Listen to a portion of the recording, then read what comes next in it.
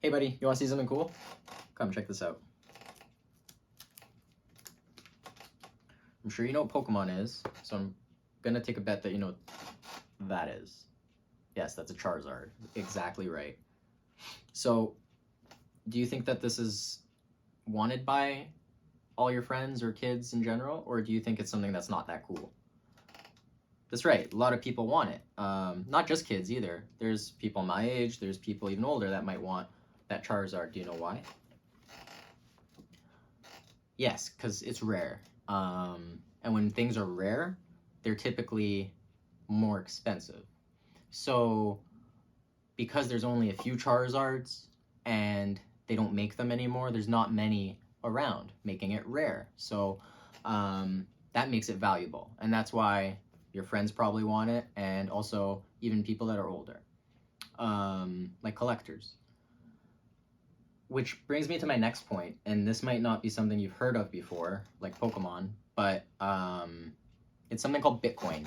And it's like money, but it's money on the internet. And it's the same thing as like YouTube, or you have Fortnite, or all of these things exist on the internet. But the difference is that instead of being a game or a video player, or even social media, it's money, simply. And a money of sorts. So you can maybe buy things. A lot of people don't like to do that because it's very, very valuable. They want to keep it. And, some people do exactly that. They just keep it because they like to have it, because they know that it's very rare. So with Bitcoin, the reason why it's so valuable is the same reason why Charizard is valuable, is because there's only a certain amount of them and you can't make more. So Bitcoin is, for example, there will only ever be 21 million of them. I know that's a big number, but it's very small when you think how many people live on the planet. And so when everybody decides they want to get Bitcoin, because there's not that much of them, not everybody's going to be able to have just one Bitcoin. Some people might have a piece of it, some people might have a bigger piece of it, but at some point it's going to become very, very rare, and just like Charizard, it's going to become very, very valuable.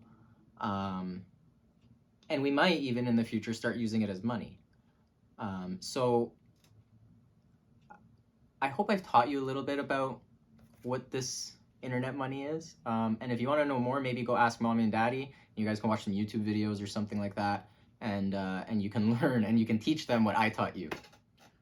Hey man, you got a minute? I want to run an idea by you. Have you ever heard of Bitcoin? Yeah, a little bit. Okay. I kind of want to. Do you know what makes it valuable? No. Okay. I'm gonna let you know. I want to kind of educate you on Bitcoin, and are you a gamer? Okay, I'm a gamer, and I'm gonna relate it back to that. So with Bitcoin, it's an internet money. It's an internet currency. Some people equate it back to even currencies that you find in video games sometimes. It's a little different than that, and I'll explain why. So I like to play RPG games where you're always trying to kind of get the best gear or the best spell or the best sword to help you fight the more hardcore stuff, or other people, and be competitive with other people. But what happens, so like you get this armor, you get whatever item it is that you need, and you're happy, you're strong, whatever in the game. What happens when the developer turns around and he says, you know what? I think people have gotten enough of these suits of armor.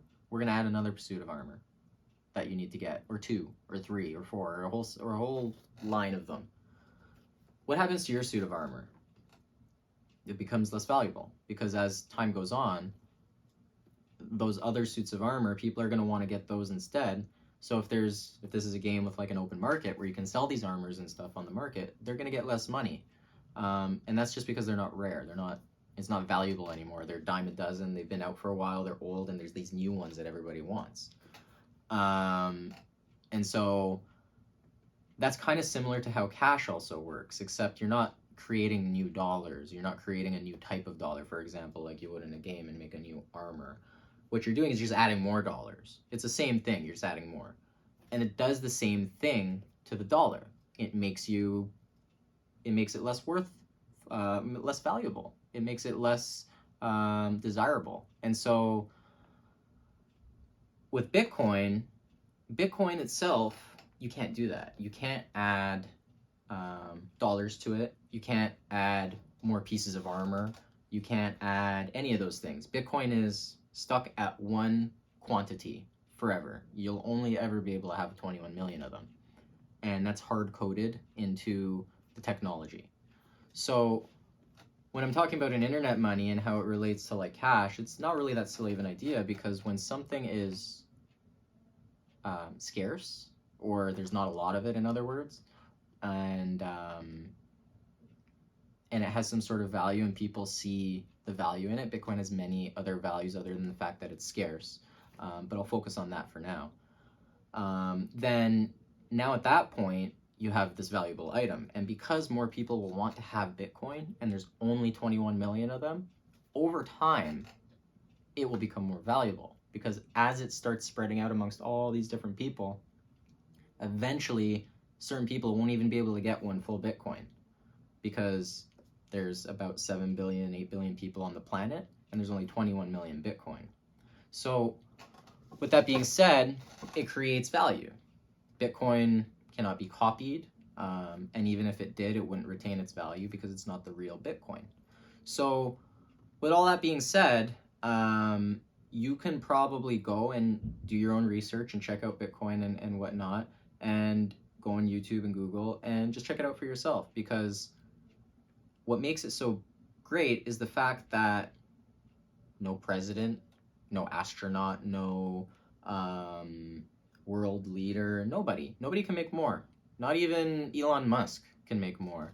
And that's why this thing is so valuable. So, like a game, you want to try and accumulate as much of it, but you get the security of knowing that the developer is not going to just come in and make more armor, for example. And that's all. So I hope you go and check it out. Hey man, just wanted to run a quick question by you. Do you know anything about Bitcoin at all? No? You heard of it? Yeah. Let me educate you a little bit on Bitcoin so you can understand it a little bit better.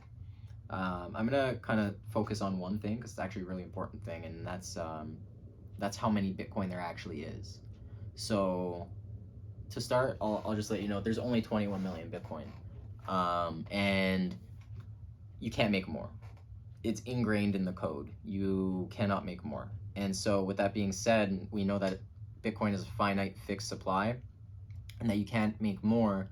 We also know that because of supply and demand, that eventually once more people start buying Bitcoin, or once Bitcoin has started to gain more traction and adoption, that eventually, because there will be increased demand and less supply, we're going to see a price increase. Put very simply. And that's just talking about price, but price isn't necessarily the only thing. What I wanted to kind of get at with this is scarcity. So because it's fixed, Bitcoin is scarce. And that's what actually lends it its value. So when you look at things like the ancient rhinestones of Yap, the island of Yap, this is an old story, but basically put simply, there was an island, and the island of Yap, and what they used to do there, and this is a long time ago, but what they used to do there is they used to trade stones called rhinestones, and they were big and cumbersome, and they typically had to be quarried and refined and whatnot. So there was a big effort that would go into acquiring these stones and making them look really nice, because that was another thing. They looked very, you wanted to have it. It was kind of like a jewelry kind of idea.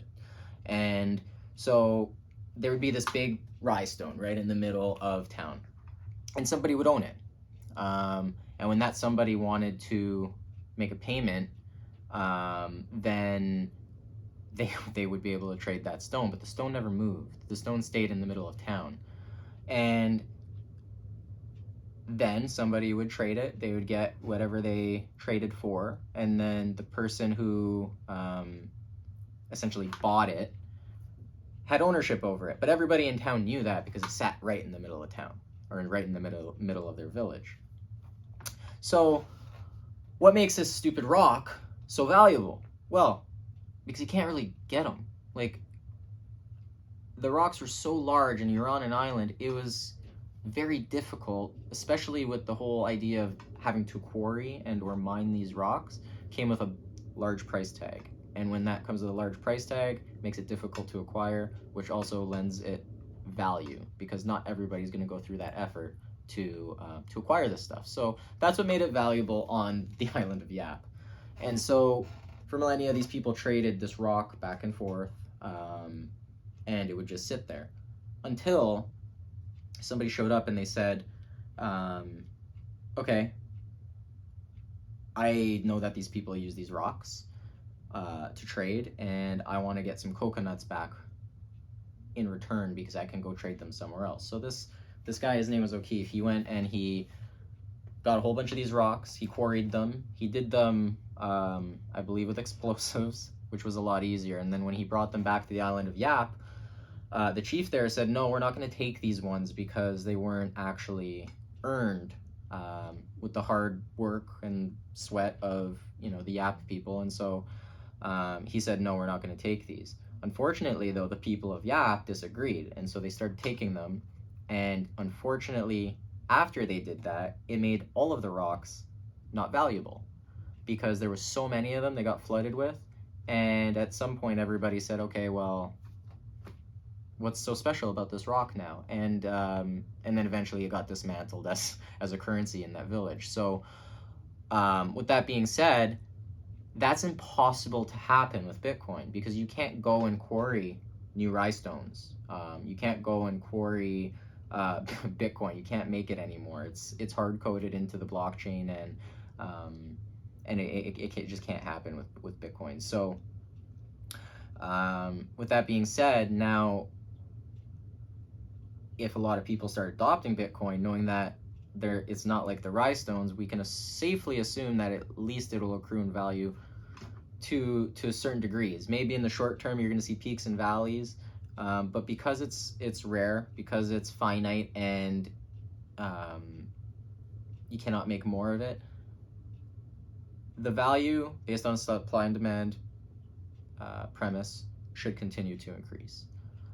And so that's what kind of makes Bitcoin super valuable. There are a lot of other things too. There are a lot of components to Bitcoin. There are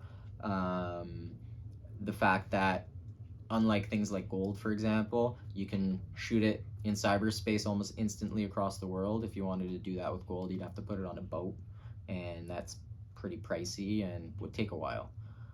So, I mean, it has a lot of different factors, but I think one of the most important factors to focus on is the supply, the finite supply of Bitcoin. And yeah, so if you know, you're interested in Bitcoin or whatever, I definitely take a look at it. You understand why, or one of the components that make it more valuable than most other assets, and you know, watch a couple of YouTube videos and you can learn about the rest. So hope you learned something, and take care, man.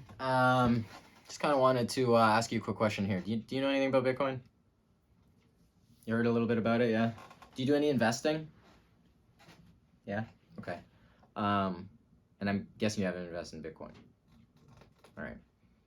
Maybe I can change your mind on that. So if you invest in the stock market, largely you're investing in fiat currency, right? All these companies, they run on fiat. They run in USD. They run in, well, I mean, if you're talking about the S&P and all that stuff, it's all in US dollars. So in Canada, we have the TSX, and it's the Toronto Stock Exchange, and that one runs on Canadian, but it's all fiat, as you know.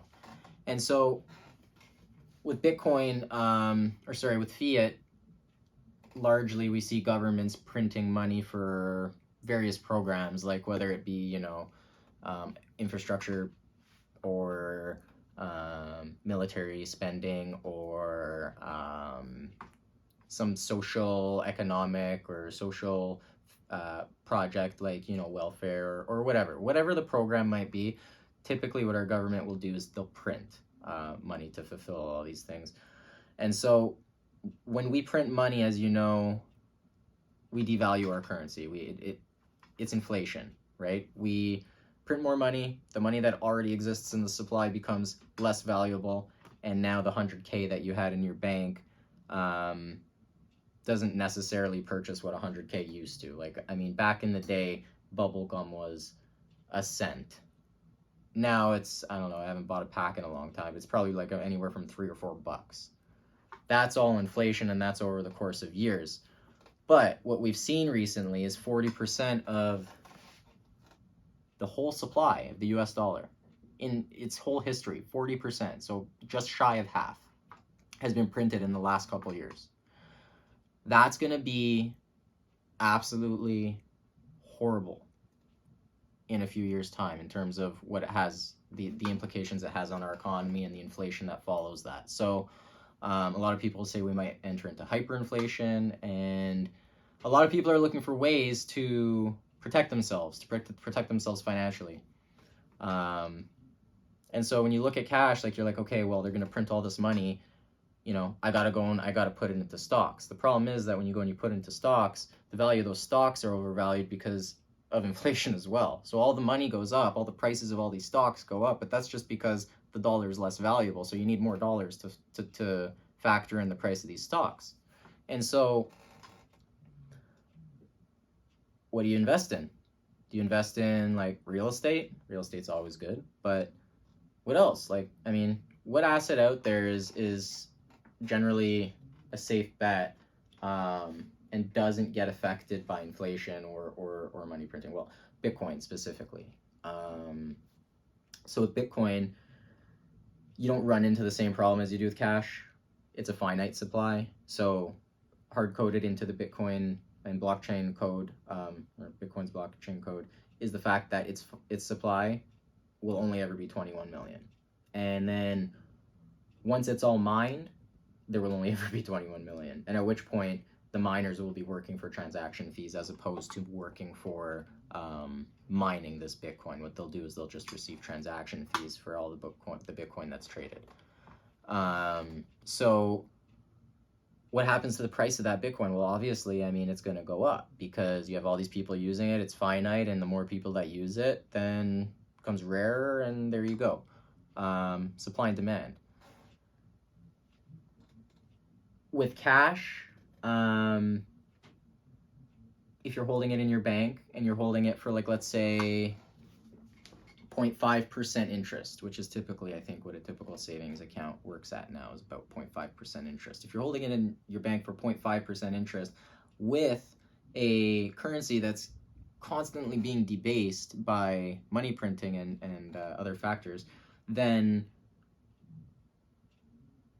are you actually saving anything? Are you actually looking to the future? Because your 0.5% in your bank is sitting there. Inflation is sitting around 7 or 8, I think is what came out on the last CPI report. So the short answer is you're not making money, you're losing money. So year over year for the last decade, Bitcoin's increased by over 100%. I actually think it's about 130 or 140, but for the last decade, it's been doing that. Seems to me like the safer option would be to put my investment in something like Bitcoin, which again is finite. That is the core tenet I want to focus on here. There's a lot of good factors behind Bitcoin, some of them humanitarian, some of them get down to the fact that, I mean, it's just a fairer system. There's no middleman. There's no third party that you have to trust. It's just verify, don't trust, which is a great way of looking at things. But with all that being said, I think the scarcity is the most important part, and that's what gives Bitcoin this massive advantage over all of these other stores of value and all of these other investments, including stocks. I mean, stocks are great, but again, they're on a fiat standard. So,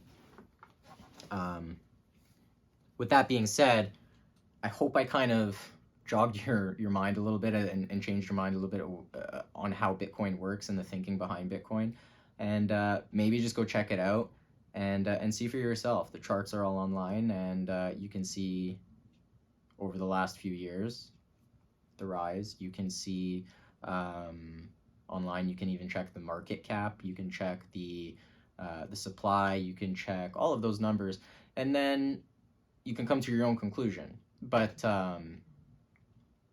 with it being programmed in that it is finite, that is where a lot of the value comes from. And I just wanted to help you understand that. I hope you do go and look at more research for Bitcoin, and you get orange pilled by this. Thanks.